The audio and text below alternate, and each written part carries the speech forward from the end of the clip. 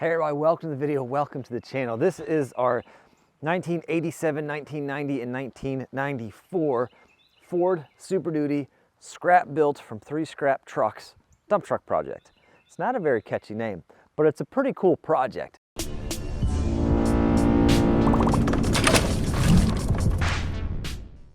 Now the work in this video is going to take place over several months. So you're going to see the trees change, you're going to see the clothes change, the hair might even change, who knows? We're working between storms this morning. We're definitely rocking the Crocs because it's a casual day, but the first step, this is the one that came out of this truck. This came out of that 94.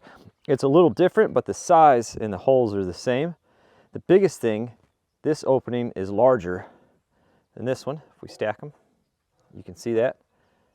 So we got to trim that shifter opening a little bit so we can get it to fit right. I'm just going to lay it over top and kind of eyeball my marks here.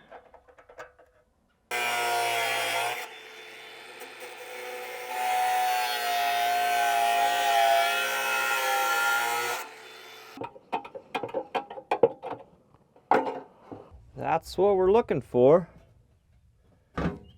That's how it was on the other one, so that's how we'll run it. I need to track down some extra J-nuts. Just steal them right off the parts truck. There's still one stuck one right here. Let's take the grinder to it. Just kidding, the lightning's getting close. We're, we almost made progress on something. It's gotta be at least 2 weeks since I last filmed anything. I did get new screws for these J-nuts. This is ready to go, and what I'm going to seal the bottom with, what was recommended to me and online, it's called strip caulk by 3M. It almost reminds me like a butyl tape, but that's what we're going to put in that channel. Thinking I got enough to do it like this.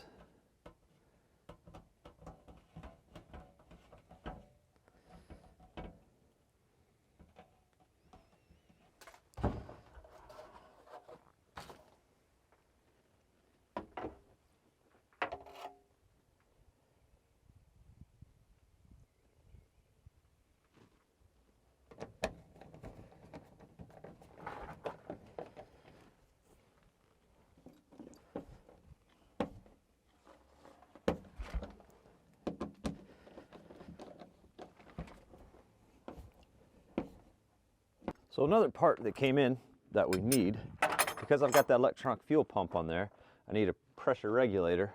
This is a universal one right here with a return.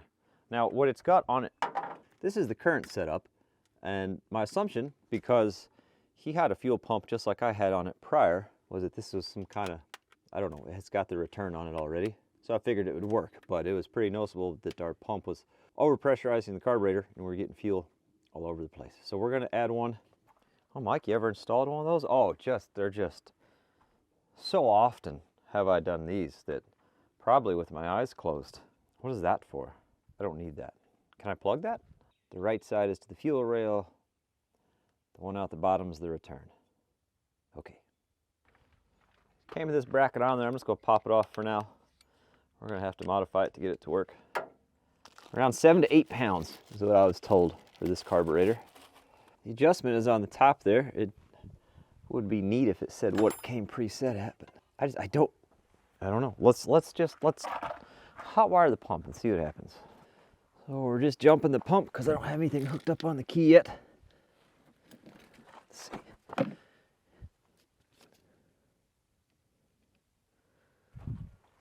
Let's see what happens up here. Oh God, fuel everywhere. I was trying to figure out where this little O-ring went. I think our experiment showed me. I believe it goes in between these two pieces, and it's not there right now. So that's probably going to be a big part of this. Okay. Oh, that feels a lot better though. Actually feels like it'll seal something. So after trying a bunch of configurations, and I finally tracked down a manual for it, or a diagram on Amazon. I've got it hooked up the way they recommend, but I'm still not showing any pressure on the pressure gauge when I hook the fuel pump up. I got it off right now. I'm gonna kick the engine over and let it run with what's in the carburetor. Then we'll just let it run out of gas. Then we'll fire the pump up and take off from there and see what happens. Maybe, if we don't blow up.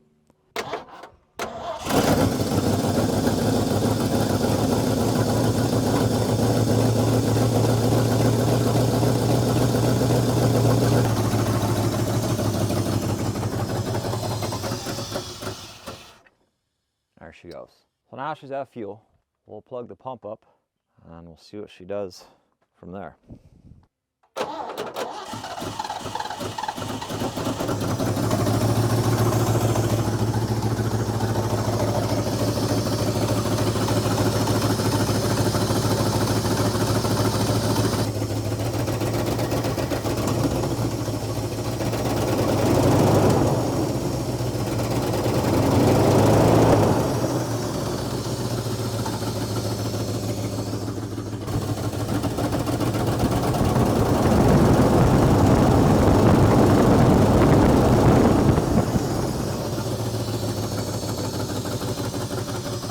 Definitely burning some stuff off that we got on the outside.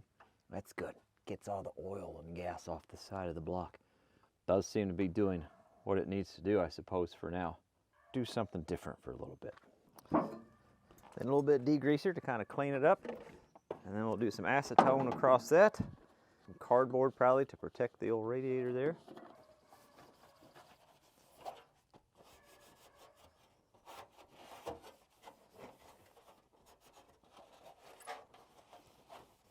I'll just back out these radiator support bolts real quick. Then we can just kind of tilt that back and shove some cardboard in.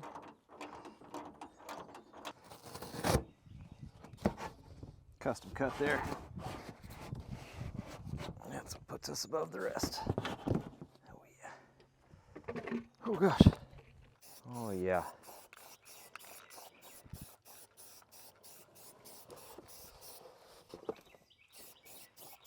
How do you do it, Mike? How do you make things look so good? Well, it's an art, you know, absolute art form.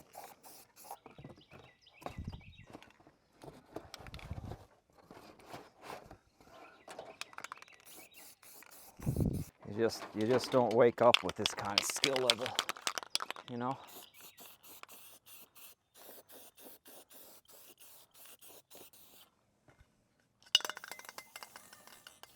Oh no. Oh no. I got to pick up another couple rattle cans. Well, she's a start though. Next big thing we need to do, we've got all the body mounts in place lined up and bolted, but we got to put these plugs in right here. These little covers go in. And there's one of the body mount bolts right there. So I need to get those all torqued down so we can get these covers in. Then I got to patch that little section. The floor mat can go in, and then the bench seat. Fella can see where the top section is there. And the bottom goes down right there. I got everything started. The winch just kind of wedged in there. Normally I like to torque the nut side of things, but I don't have good access to it, so we're just going to do the bolt side.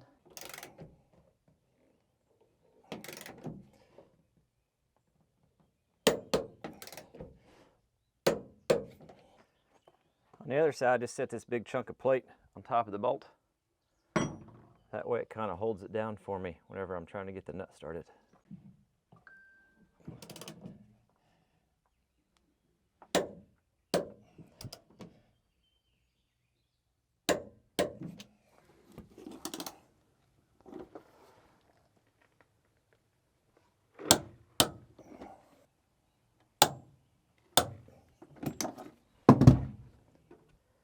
And then we got that one in. Patch this real quick. I'm just realizing I don't know what to do exactly about the shifter in this scenario. How does that work with this piece? Let's get it out here and see if it just makes sense. Luckily I've been walking on this thing for months, so it'll blend right into the rest of the truck. Where does it go?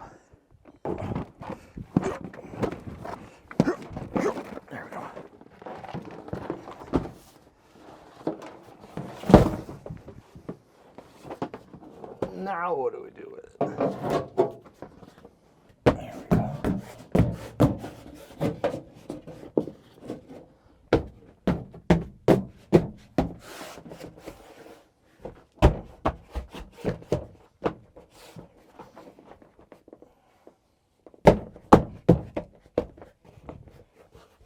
I mean, it's all in. What do I do? What do I do about this? Do you cut it and put it over it? I leave enough room for the shift? Or do you just put, you know, you wouldn't want to put a slit. That wouldn't look good, would it? I think we line it up with the pan. We go get the boot. We make a mark and we cut that square out, down and over. I think that's what we do.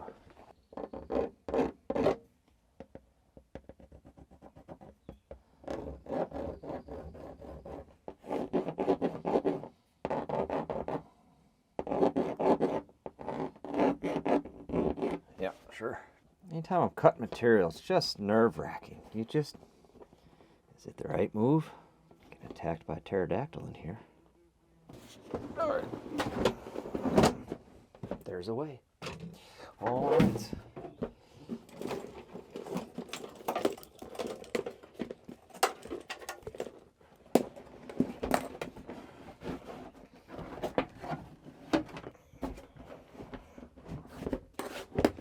Trimmed too much off the front when I did it, and I don't like that, and it makes me unhappy. Go throw this carpet on the back. It's dirty, it's nasty, just like everything else. A lot of people made the comment, I can't believe I wouldn't clean some of these parts before we put them back in. What I need you to keep in mind, one, it'd be impossible for me to keep this clean as I work on it, and two, when it's all said and done, we're gonna drive it down to a buddy of mine.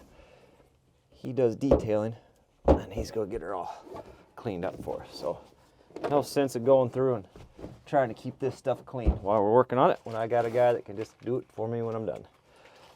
New clips, you can get these things at any auto parts store, or just let's throw this back up on the cab.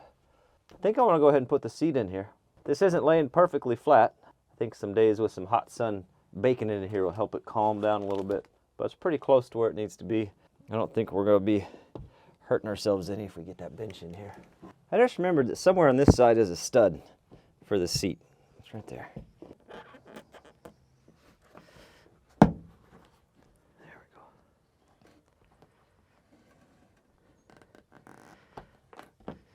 There we go. Don't really have much of a plan here. Shocker.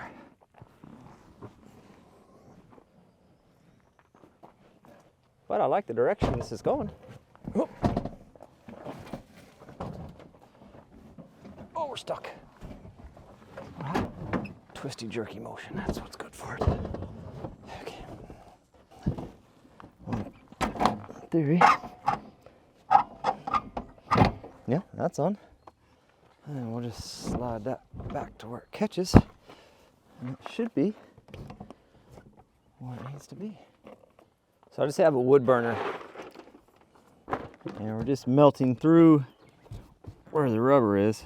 And I got a pick to kind of help pick everything out.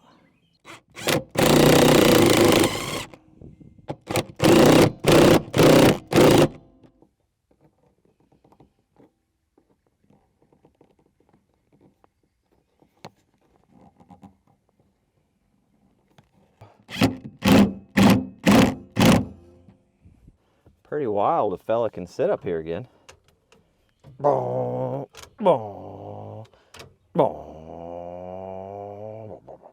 Okay, well, the next thing I need to address is when I put the ignition switch back in, not the tumbler itself, but the device down on the column. I'll show you here in a second.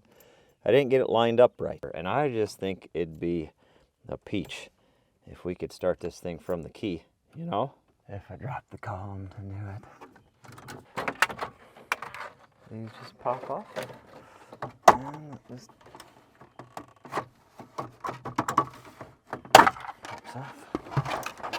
And we'll just drop the column again real quick.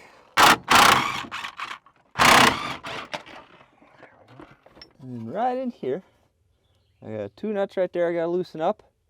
We'll get the rod slid back. That rod is what's attached to the key. That's what actuates a little slider switch inside of here. We'll get it lined up the way we need it lined up, and then hopefully we can start this from inside here. So I couldn't get it to go in that lock position. So what I did is I just fiddled with it until it felt right. You know? The right thing to do, I suppose. Exciter wire here. I don't want it to start because now everything's attached. I just kind of want to bump it. We're missing a safety somewhere. Oh yeah, that's gotta be hooked up to something yet. What's that get hooked up to? Well, the clutch safety is not hooked up to something. You go to something. But what? This? I bet you go to this. I bet you go all the way up here? Oh, wow. But anyway, we can do that now.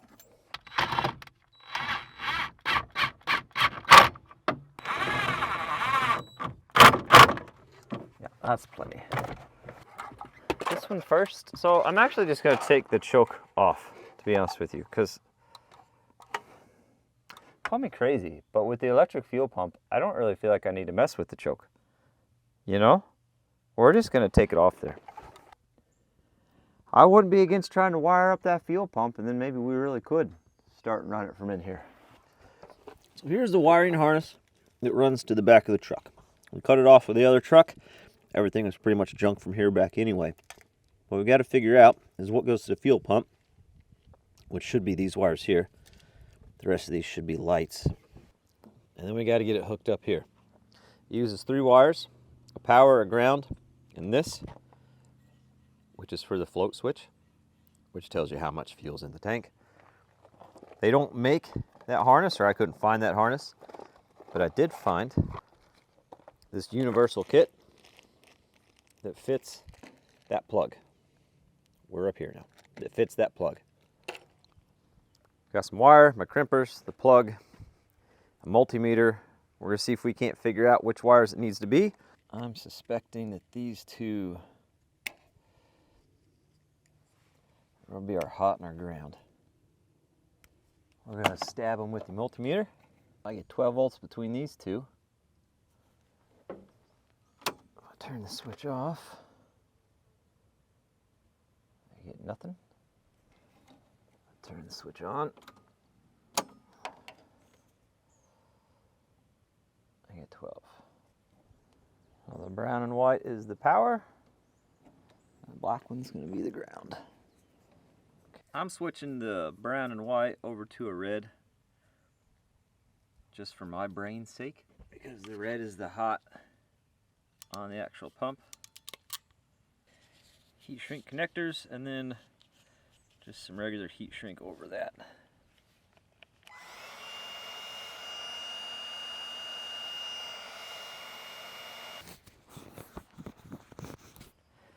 Let's see.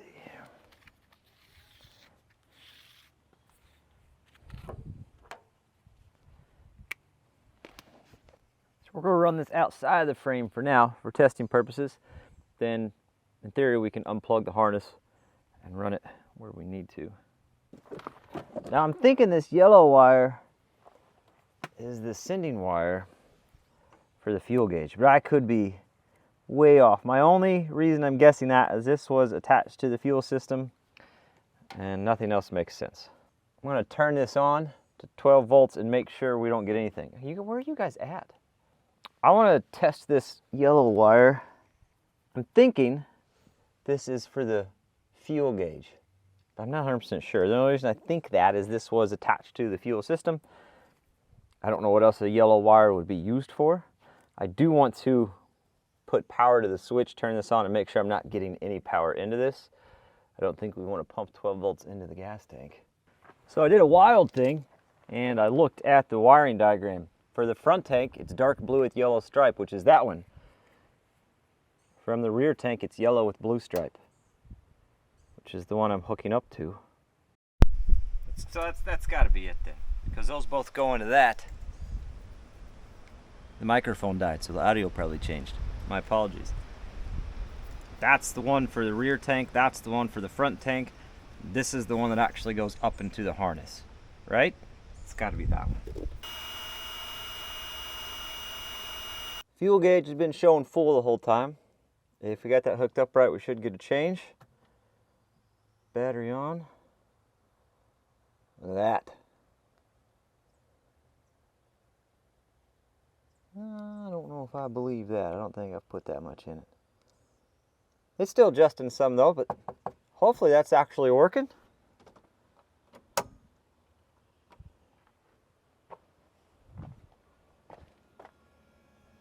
Fuel pump's pumping. Look at that. That is magic. Let me pull this fine piece of art. Throw these bolts back in here so we don't carve anything into the radiator. Would you line up? Well, let's give it a go here.